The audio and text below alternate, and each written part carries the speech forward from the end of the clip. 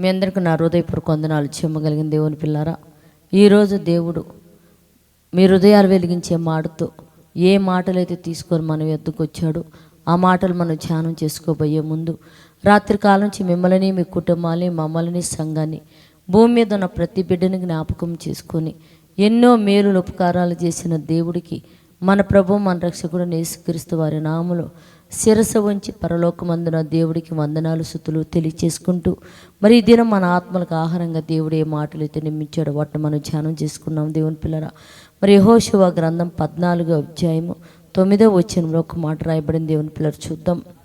ఆ దినమున మోషే ప్రయాణం చేసి, నీవు నా దేవుడైన యెహోవాను నిండు మనసుతో అనుసరించితివి గనుక నీవు అడుగు పెట్టిన భూమి నిశ్చయముగా నీకును నీ సంతానముకు ఎల్లప్పుడూ స్వాస్యముగా నుండెను అని రాయబడింది. దేవుని పిల్ల అంటే మోషే ఒక వ్యక్తిని ఆశీర్వదిస్తున్నాడు. ఏమి అంటే, నీవు నిండు మనసుతో యెహోవాని ఆశ్రయించావు, యెహోవా చెప్పిన మాట ప్రకారం నువ్వు నడిచావు కనుక నాయన, నువ్వు అడుగుపెట్టిన భూమి అంతా కూడా నీకును నీ సంతానముకు నేను స్వాస్యముగా దాన్ని ఇచ్చేస్తానని చెప్పేసి మోషే చెప్తున్నాడు. దేవుని పిల్లారా, నిజంగా ఒక దైవజనుడు మన ఇంటికి వచ్చినప్పుడు కూడా మన గురించి ప్రార్థన చేసినప్పుడు దేవుని పిల్లారా, అది మనం పొందాము అని మనం నమ్మాలని చెప్పేసి దేవుడు జీవగ్రంథమని దాయించాడు. నిజంగా ఈ ఆశీర్వాదం యెహోషువకి ఇస్తున్నప్పుడు, యెహోషువ ఇంకా మనం చూడగలిగితే అరణ్య మార్గంలోనే వాళ్ళు నడుస్తున్నాడు.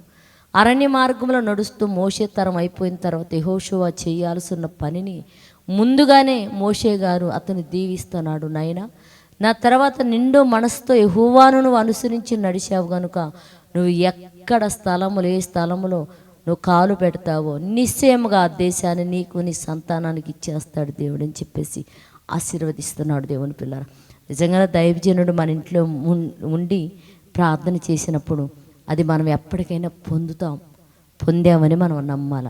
అలా నమ్మేవారుగా మనం ఉండినట్లు ప్రార్థన చేద్దాం. పరిశుద్ధుడా, జీవం కలిగిన మా పరలోక తండ్రి, నాయనా నీ కృప కలిగిన నామానికి వందనాలు. నైనా మోషే నా తండ్రి యెహోషువతో చెప్తున్నాడు, నిండు మనసుతో నువ్వు యెహోవాని అనుసరించి నడిచావు గనుక ఇదిగో నిశ్చయముగా నువ్వు ఎక్కడ కాలు పెడితే ఆ భూమి నీకు నీ సంతానానికి ఇస్తానని చెప్పి రాయబడిందయ్యా.